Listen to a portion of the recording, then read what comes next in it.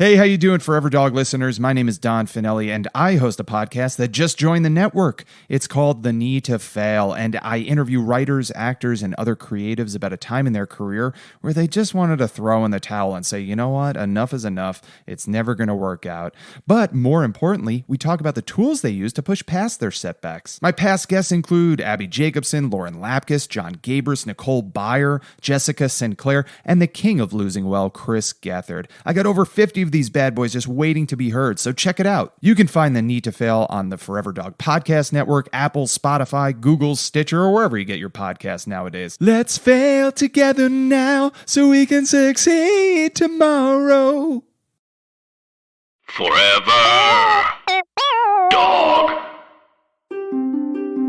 And as we came in and the items started coming into the shop, the water jug became a tornado. And that's no joke. It's major, and it's followed us ever since. He was a flapper in a past life. He's a comedian in this life. He's got a podcast about it. Everything he loves. Magic, psychics, mediums, astrology. Beyond. Hi, I'm Mike Kelton, and you're listening to...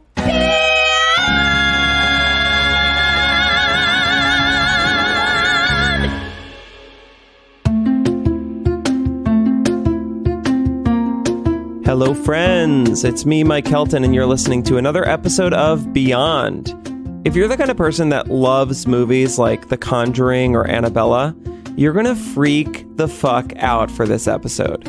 Because this week's episode is about a pair of possessed, vintage Brooks Brothers pants and a haunted thrift store in the East Village of New York City. But also, those spooky movies that we all love are scripted. They're fake, thank God. It's movie magic, and Patrick Wilson is literally a dream.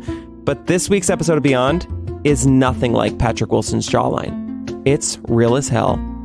We did not make any of this stuff up. It happened in real time, with real people, at a real place. So if this kind of stuff really scares you, heed my warning. Take precaution. Grab a friend, or a pillow, or Buffy, the Vampire Slayer, if you know her, and buckle up. Because this week's episode is the haunting episode. So the story starts on August 9th, where I was at Cure Thrift Shop in the East Village doing an MTV Facebook Live video for #National Bargain Hunters Week. And when I got to the store, I met the owner of the shop, and her name was Liz. And she was super sweet, and I told her that I loved her shop, and I also told her that her shop had good energy, which started the conversation between the two of us, where she told me that she really appreciated that I said that because in her shop, she takes in a lot of dead people's stuff from estate sales, and it's important to her that she brings in stuff that has good energy because she believes in energy and she's one of us.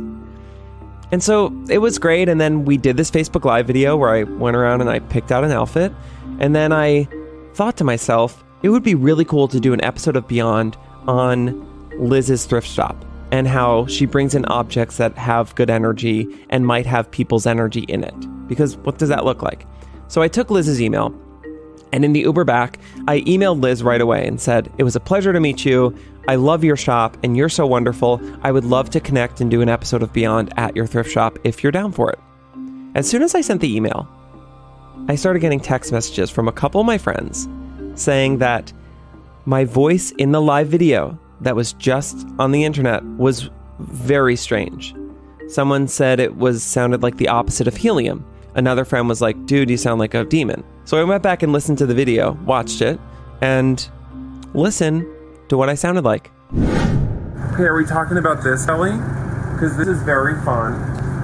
Also, this is very fun. So tell me if you guys love these pants because I am obsessed with them. And, wait. It's a red tag, honey, so you know it's half off. Okay. Do we love internet? This it's got a beautiful stain right here. There. What is very suggestive. Ooh, do I look buff or puffy? What if you could see the fold? Yeah, do the full. So, that's spooky, right? I sound strange. I guess at the time I was like, I don't know, it's probably a glitch. So I honestly kind of like didn't think about it. So 2 weeks go by and I realize I haven't heard from Liz. So I just send a friendly follow-up. And then I get a response within the hour. And this is where the story takes a little bit of a turn. Let me read you Liz's response. Hi, I somehow totally missed your email. Yes, let's chat all about this. I'm in Jamaica until Saturday, but when I'm back, I want to do all of this. Also, right after you guys left, the store had insane hauntings. Water coming, glass breaking, power to things being shut off without being touched. It was really an intense week. Ghost emoji. So a couple weeks go by and I don't hear back from Liz. So I finally send one final email offering up to maybe have a medium come and join us. And I hear back from her in 20 minutes. And this is her email back. No, we actually need to do this. Are you free next Friday? And then the email goes on to say, I need to warn you that we've been a little apprehensive about doing it because there has been very dark energy in the shop for the past few weeks. I'm now thinking that we need to do this because of this darkness. Okay, so I read that email in the studio with Alex, one of my producers. And because we were recording another episode of Beyond, Alex said, wait, what the fuck?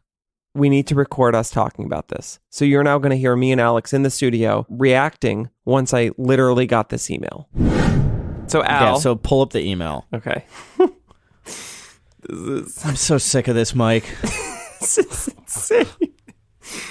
Okay. So we've been going back and forth. I've been trying to schedule this for like forever. Yes. Okay. So she goes in her email. So we're going next Friday. Okay. She says, I need to warn you that we've been a little apprehensive about doing this, which makes sense because literally like it's taken a month and a half to send 5 emails. I need to warn you that we've been a little apprehensive about doing it because there has been very dark energy in the shop for the past few weeks. I'm now thinking that we need to do it because of this darkness. ... End of email. Oh no. What does that mean? Because of the darkness? That sounds like biblical. It honestly does sound biblical. You know what I mean? Like, it's not like, oh, it just feels spooky around here. It's just because of the darkness. You can't just walk in there and do it yourself. No. I mean, literally, absolutely not. When you were telling me you offered up help. Yeah. Did you talk to Asa about Here's it? the crazy thing. You don't even know this because I've been like teasing that Asa is going to do this. I haven't asked Asa yet.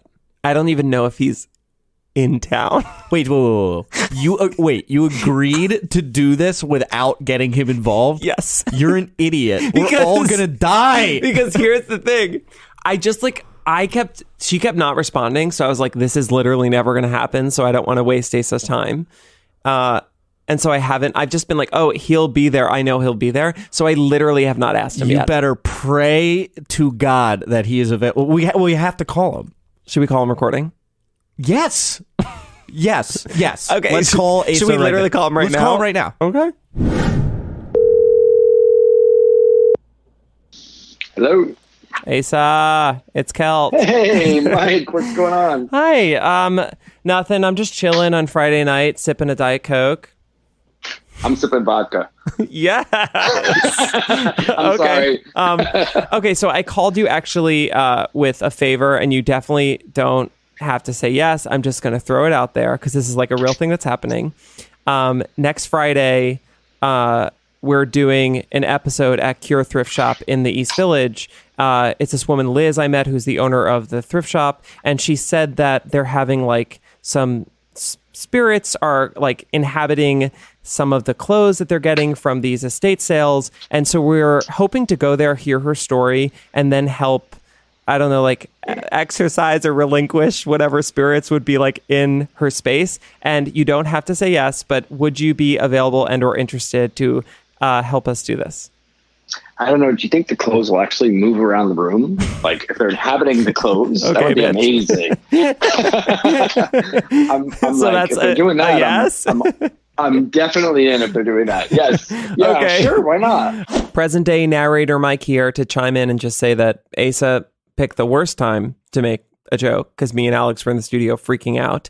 But thank God he said yes. And the call went on for a little bit. And I asked Asa how we should prepare for doing this.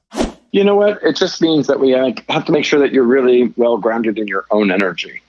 The one thing you shouldn't do is if there's any books that are about protecting yourself and they say protection, stay away from it. Oh, shit. The thing we can't do, well, don't know shit, but like realize like if we over focus on protecting our energy, we're actually just begging for problems. It's the other way around. You want to get really grounded in your own energy and in your own strength and your own sense of well-being, and you'll be fine. Like when people are on a diet and they're like, I'm dieting, and they're actually just eating bread all the time, and you're focusing on the wrong thing. That's right. Exactly. The best way to go in there, whether it's dark energies or not, if there's dark energies in there, I mean, first of all, let's assume that maybe they're just troubled. And let's start there, and we can start from that place. And if it's worse than that, we'll see, and it's fine. We'll see, and it's fine. 2 things you definitely want to hear before expelling a demon from a thrift store that's haunted. Anyways, Asa went on to explain like really cool things about the relation between objects and energy. And it was super helpful because my only understanding of this stuff is from movies like The Conjuring or, babe, Annabelle. Have you seen the movie Annabelle? Yes, of course. Actually, that story is based on a true story. I did, but you just reminded me, which made me more scared. Yes. But, with that, but again, 2 things I'll talk about that. One, first of all, that may be really an anomaly of an experience. Okay. As far as, and we don't know, I mean, how long has that energy been in that doll? How long has it been? How much fear has been wrapped around that in this world that has built up the momentum and the magnetism to really create manifestation? There is, I'm not saying there's never a crossover from the other side, like a cross between that veil where it can have an impact. I'm just saying it's not very often. The other side of that is, oftentimes when people go in and they have religious beliefs or deeply held spiritual beliefs, and then they have fear around it, they start magnifying that energy. When they experience it, you walk in and you feel something dark, and our first response is to get fearful, and we begin magnifying it in us. And we actually become the generator of the physical manifestation of negativity in the atmosphere around us, because we're the ones that are actually amplifying it in this realm. So thank God Ace is on board to help us, because if he wasn't, I would have absolutely had to cancel this. This would not have happened. Anyway, Friday came. Me, Alex, and Joe got into an Uber with a bag full of microphones, and we're headed to the East Village. It's like 8:45 at night when we get a text from Asa. Okay, so Asa just texted me, just came in at 8:27. He goes, hey, Mike, I cannot make it there by 9 p.m. Sorry, I'm sick and fell asleep. So that makes me, how do you guys feel about that? I mean, I'm scared. He was like going to ground the whole thing, right? Like he was going to help us navigate this whole demonic, dark experience. Okay, so I texted Asa being like, if you're too sick, like, can you come? But I also was like, please come, we're scared, lol. And he goes, I'm fine, I'm totally coming. He goes, just my throat and tired, nothing I can't handle. And then he says, packing up some tools to bring now.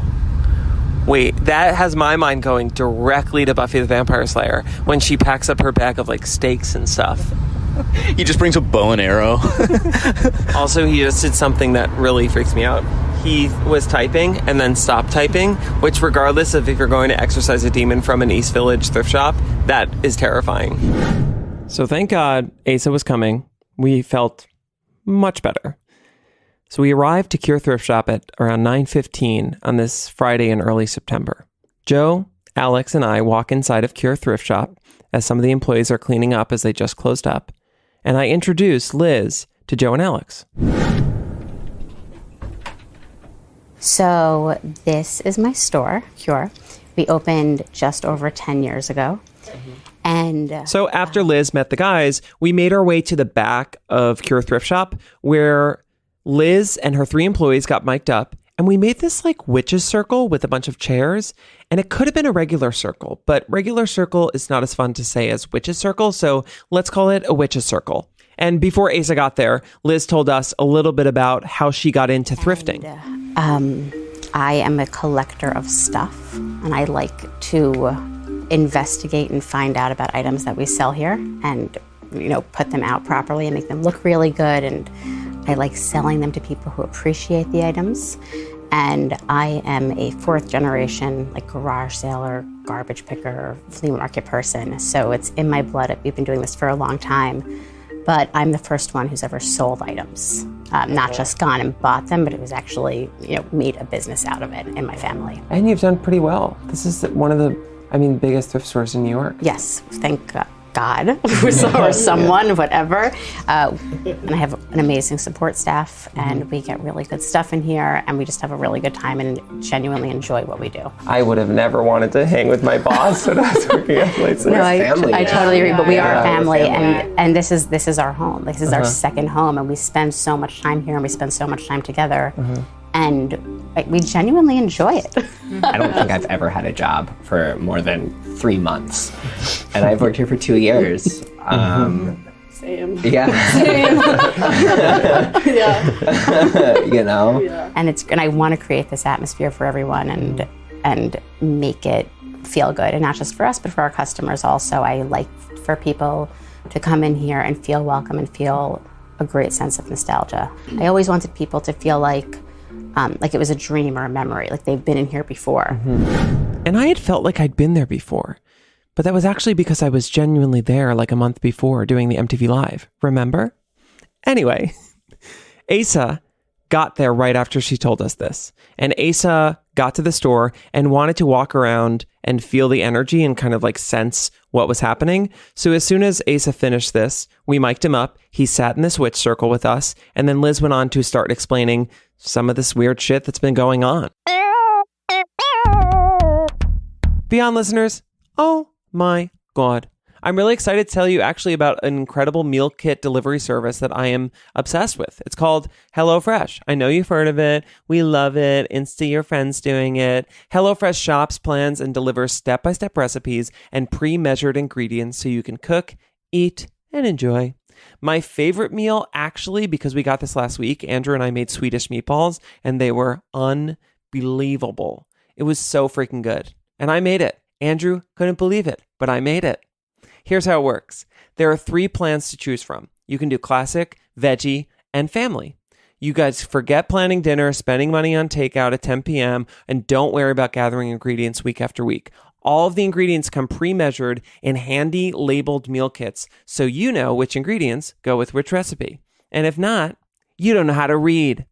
The recipes are simple, and the instructions are outlined on pictured step-by-step cards, so it's super hard to screw it up. You should spend less time meal planning, grocery shopping, and checking Instagram, and get time back by doing more of what you love. Most recipes take only 30 minutes, so you can listen to Beyond while you prepare your meal, get spooked out, but then feel okay because we'll all be okay in the end of the day. And HelloFresh is a subscription service, so your meals come to you week after week, just when you need them, unless the apocalypse comes, and then you're shit out of luck. So I have a very special offer for you guys. If you use your code BEYOND60, you will get $60 off. That comes to a total of $20 off your first 3 boxes. And here's how you're going to do it. Go to HelloFresh.com/Beyond60 and enter your promo code Beyond60. That's HelloFresh.com/Beyond60. Enter that code, order some food, make some food with your loved ones, then go poop it out. That's HelloFresh.com/Beyond60 and enter promo code Beyond60 for $60 off. HelloFresh. And we're also brought to you by Tomboy X. Can you believe it? 2 ads people must love. I am genuinely wearing Tomboy X long johns as we speak. And if you don't believe me, here, look. I just took my pants off. No, honestly, I'm super obsessed with their underwear and the long johns. And thank God, because it's getting truly freezing. I love them because they're really comfortable and they stretch, and I don't feel like I'm wearing like athletic apparel because my other underwear for some reason feel like athletic apparel. I feel like I'm wearing like a bathing suit, but Tomboy X makes me feel like I'm not wearing a bathing suit, and I appreciate. It's literally one of my personal favorite products because it's super comfy, very cute, and they come in like really cute designs too. It's 2018. It's time to stop wearing underwear that doesn't make you feel confident. You know, underwear that has more frills and function. Underwear your mom got to femme you up, which, babe, my mom's been trying to femme me up for years. Underwear that's made to fit you and how you see yourself. Tomboy X has got your back and your butt and your thighs and your calves. They have literally everything. Bikinis, briefs, boxer briefs, trunks, and boy shorts. Soft bras, racerback bras in everyday basic colors, fun seasonal prints, and brilliant colors. And the best part is, all options come in literally every size for every gender, from XS, that's extra small, to 4X. Regardless of where you fall on the size or gender spectrum, Tomboy X offers amazing underwear that any body feels comfortable in. So listen up, my Beyond listeners. We're loving life, and we're loving our underwear. And if we're not, I have the answer. Go to tomboyx.com/beyond and check out the special bundles and pack pricing. And also, my Beyond listeners, you guys get an extra 15% off with the code BEYOND. Again, the code's BEYOND. And if you didn't hear me last time, it's BEYOND. And if you're still not listening, it's BEYOND. Go to tomboyx.com/beyond. Back to the show.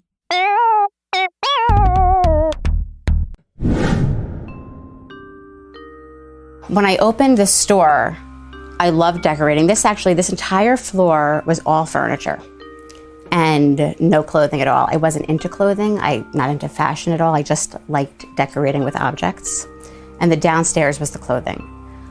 I never went downstairs. I hated being down there. I had a completely separate staff who was down there. Like, they sorted everything in the back. They handled it. I didn't touch the clothing. I didn't even know what came in. I wasn't part of it. Just before I became pregnant, we had an entire estate clean out. And I'm from Rockaway in Queens, and it was a house in Rockaway. And it was our first time contacting, like, having any kind of encounter with the spirit. Or my first time, sorry, damn it, Mike. Not my mother's first time. She talked about these things from many years.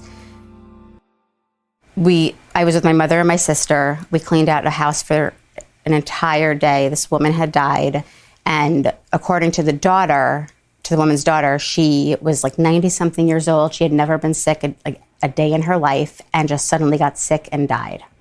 And when she was living, she always thought that people were breaking into her house and robbing her. She always thought people were in there.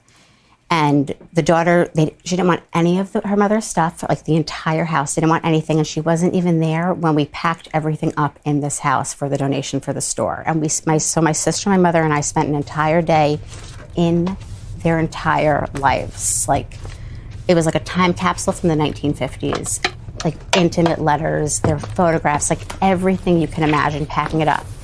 And I'm very close with my family, and we didn't speak to each other the whole day. It was like we were in separate places and just packing everything up. And it turned out, so they were pretty religious Jews, but the daughter had married someone who wasn't Jewish, and it seemed that she may have been like pushed out of the family because of that. And maybe that's why there was some tension with her mother. And it was a Friday night, and we stopped to eat dinner in her house, like in her kitchen, and we had like a Shabbos chicken, and my mother like cut it up, and she like at her sink like folded her towels. Like, we respected her. Like, my mom really wanted to like honor her in that moment. And we cleaned up, went back. My sister and I were in the attic. We were in a room like just doing different things, and suddenly we heard my mother from downstairs say, "She's here." And my sister and I basically floated down the stairs. We barely even remember getting down there. And we were standing under a light fixture in the entry. And wind passed through all of us. And that was the moment that I became a major believer in all of this. And I ran out of the house, hysterical, crying. I was cold for days. It was awful. And also, the house was constant. This house that we were in, water was coming in from everywhere, but like there wasn't actually a place for it to be coming in, but there were leaks everywhere. But everything was sealed. The next morning, we had the movers come. This entire space was cleared out. Because it was a huge house. Everything was pushed to the sides to get it in. And at this time, so behind this wall, I have an upstairs little area. It was my office, and we had a Poland Spring like water dispenser. And as we came in and the items started coming into the shop, the water jug became a tornado.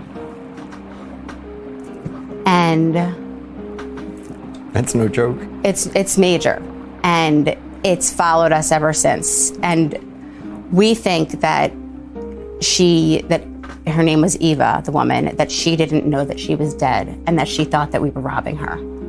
And that's what was happening. And we had her stuff in here, and I respected it, and I set it all up, and we still have many of her pieces in here. And from that time on, really, when we get estates and we get people who have died, I honor them in the shop. There's so much in here that's not for sale, and customers are furious about it. But we need pieces in the shop that stay here. So when we get big estates where someone has died, we very often get their photographs. We put their photos up on the wall. We respect them. We want to honor them and their things. I just have to tell you, she's here. She's present. She's still around. And as you're talking, I'm really getting it's not you that didn't honor her. It was her daughter. It was her daughter. Right. And she's really upset. And I think she hasn't been able to let go. I don't think she's trying to haunt anything. I don't think so either. But God is she's really physically affecting me. So I just had to bring it up. I realized in that moment that it was not negative, and that towards me, and that, sorry, I'm going to keep hitting my mic and expressing myself. But I realized, and I think that experience really tapped into so much more of my spirituality. I let go of so much of my Judaism then, which is ironic because it was this Jewish household, but realizing that I am spiritual, and I don't follow a deep religion, and I believe in energy, and I believe in being a good person and just spreading good vibes. And that's kind of become my whole thing ever since then. Now you have, so you have Eva, who is your friend, right? She's become like your guide, but she's also stuck. So we want to help Eva like move on, and she can still come and hang out and say hello from the other side, but she needs to not hang out with you anymore, and she needs to not be invested because you're not her daughter in this lifetime. That was another lifetime, and so we need to tell her that this is different because you've known her before.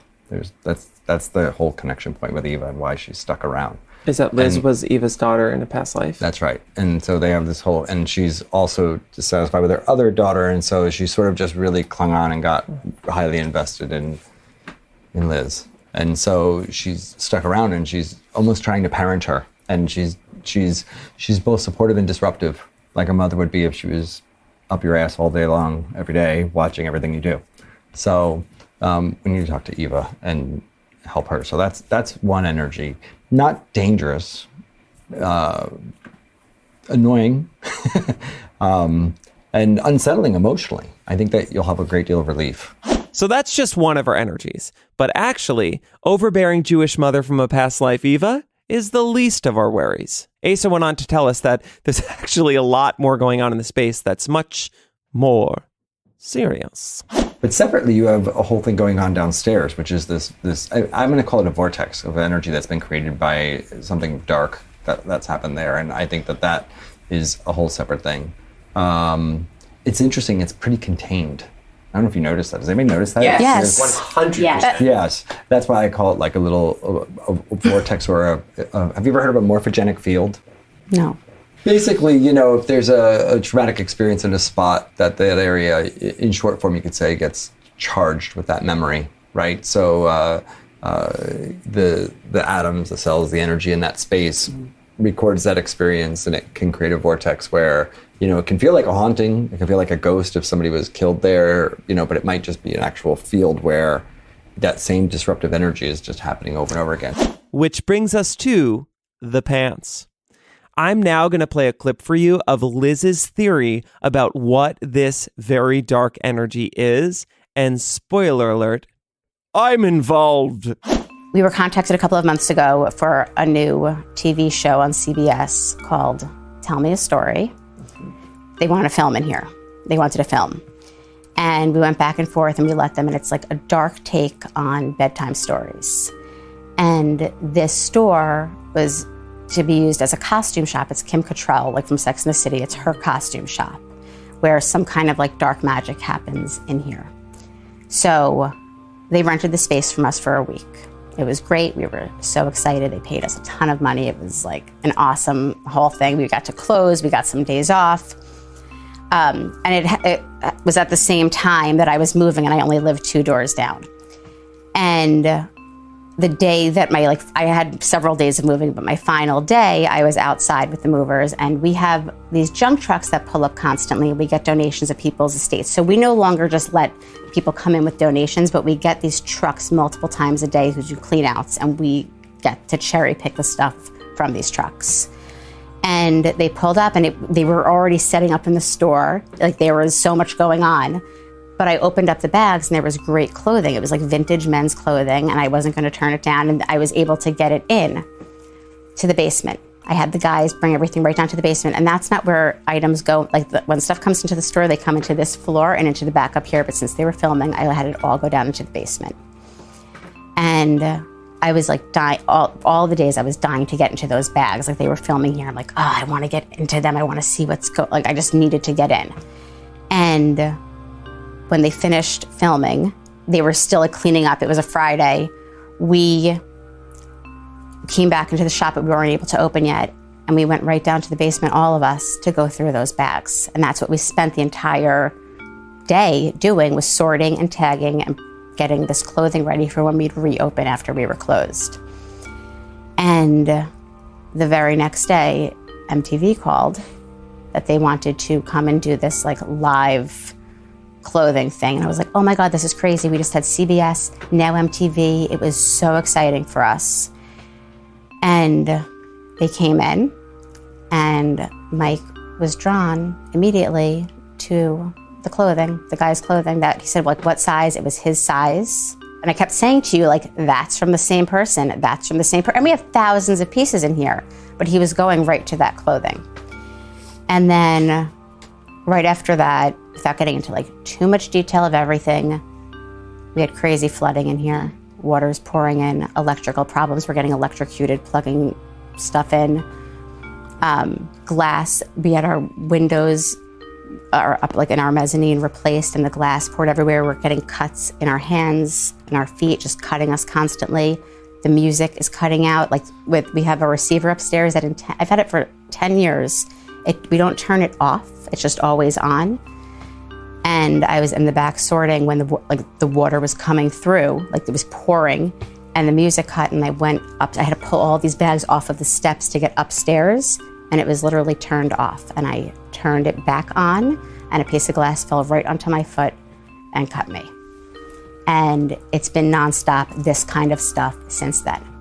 And my whole, I'm processing this, and I was like, oh my God, we let them in to film that show. It was like dark magic. It was all the stuff. We upset like the spirits in the store, all of their stuff. Then we let MTV in. Then I was talking to you about it. I told you that I believe that I can repel the negative energy. I'm like, I upset them. I insulted them. I let strangers come into their space, and I screwed it up. And I was like, we had a staff meeting about this. Yeah. We had a staff meeting for the first time ever where I talked about how we have to put out good vibes. Yeah. We have to not upset them. This was our staff meeting of like the positive energy that we need to put out, and we have to fix this, and we have to let them know that it's okay, and that we're sorry, and we're not going to let that stuff, which is why I really wasn't responding to you, because I decided I shouldn't be letting anyone in here. And that didn't stop. What is it? What is this dark energy in the space? Is it me coming in with the MTV film crew? Is it the show that filmed before us? Is it the mysterious rack of clothing that came in during the film shoot? I honestly don't know, but it got more interesting when Liz went on to tell us this. And then 2 weeks ago, we were robbed for the first time. Someone broke into the store and stole our money that I stupidly had in the register. And I was here the night before, and I forgot to take it out. I just forgot. And And they broke in and they took like almost $4,000 in cash. They cut our whole cash drawer. And we thought that's all, and an iPad. And I thought that that's all that they got until I saw the surveillance video and realized that this like doofus, this guy, one of the guys who was involved, walked off with a ton of clothing. And I realized that this vintage Brooks Brothers coat that was here, I said, where's the Brooks Brothers coat? And I realized that's what the guy got. And the guy who stole, it was this man, the clothing that came in when we were closed, it was his coat. And then in this moment, I had this whole realization, and I felt again for the first time since the time with Eva in her home, light. I started hysterical crying, and I realized it's him. It's his stuff. It wasn't the show.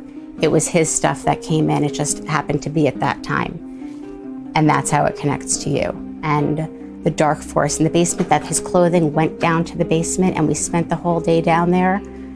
And some of it got left down there. And some of it got left down there. The day you called me and told me that you put it together, I had been cleaning out the basement and I found those unsorted bags. And you told me that I could bring them upstairs. And it was his stuff.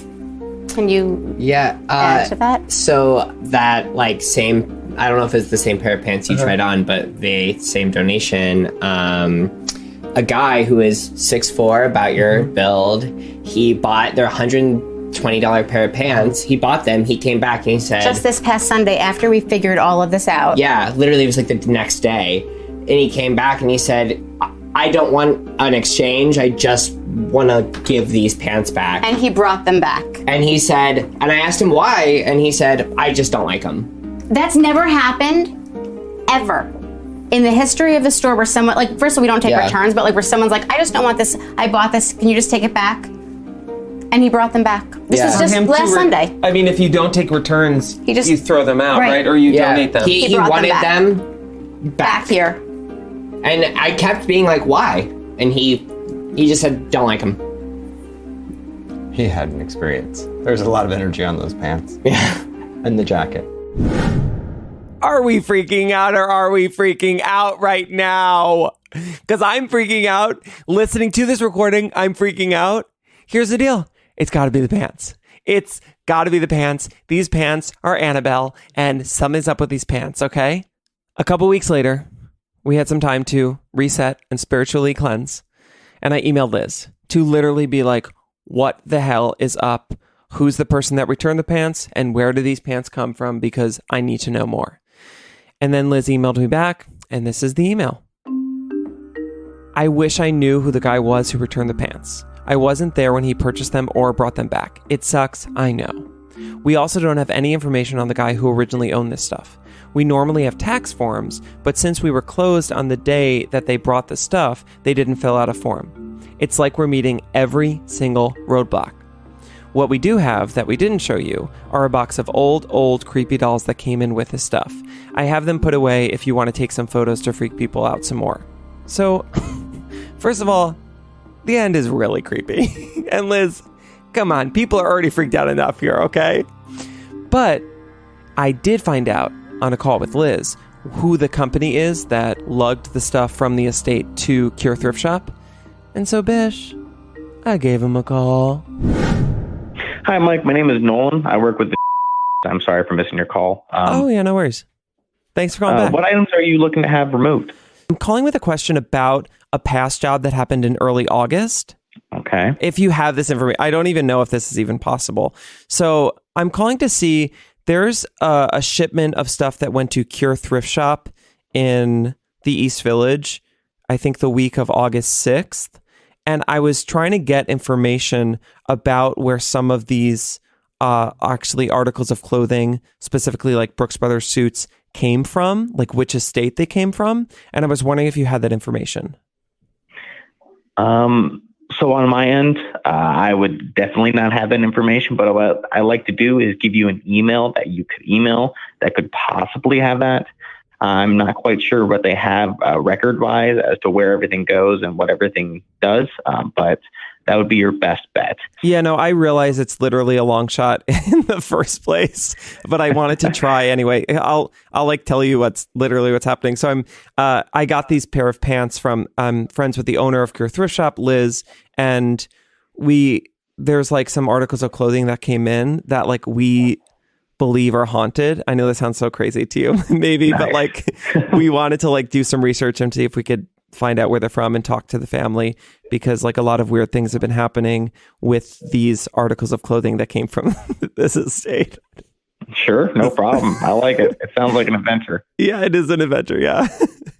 All right. Well, I went ahead and sent you that email. I hope this all turns out to be something. That actually sounds pretty interesting, if you ask me. Yeah, I think so. I think so too. And thanks so much for sending that email. Yeah, I think it just came in. Well, good luck on your hunt and the best luck to you. As soon as I hung up that phone, I followed up with that email. There are way too many weird and dark things surrounding these pants to just end here. So the investigation of the pants is literally happening in real time. And as soon as we get more information, we will tell you. Literally, when I know, you will know. Welcome to Serial, the Haunted Pants Edition. But, guys. While we were all convinced of Liz's theory, me, the employees, Joe, and Alex at Forever Dog, right after Liz shared this story, and we felt like we had some kind of conclusion or peace of mind, Asa literally blew our minds because he didn't think the hauntings were caused by the pants. He had a different and darker theory about what this energy was, and he thinks it's been there long before the pants arrived. Something when I went downstairs. Oh. It was interesting. Yeah, something grabbed me at my throat. So that was interesting. And something was like, definitely like, didn't want me down there. And Sorry, could it be someone who worked here, who spent a lot of time down there, who died? Yes. Is it someone who worked here? Yes. Is it? And it is. And he doesn't know how. He's really disrupted. And that's on next week's episode.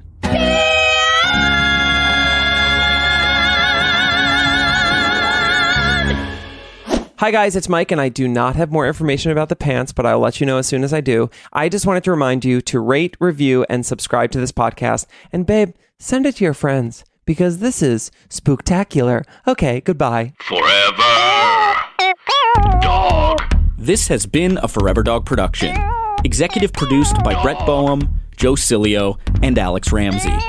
For more original podcasts, please visit foreverdogpodcasts.com and subscribe to our shows on Apple Podcasts, Spotify, or wherever you get your podcasts. Keep up with the latest Forever Dog news by following us on Twitter and Instagram @ForeverDog.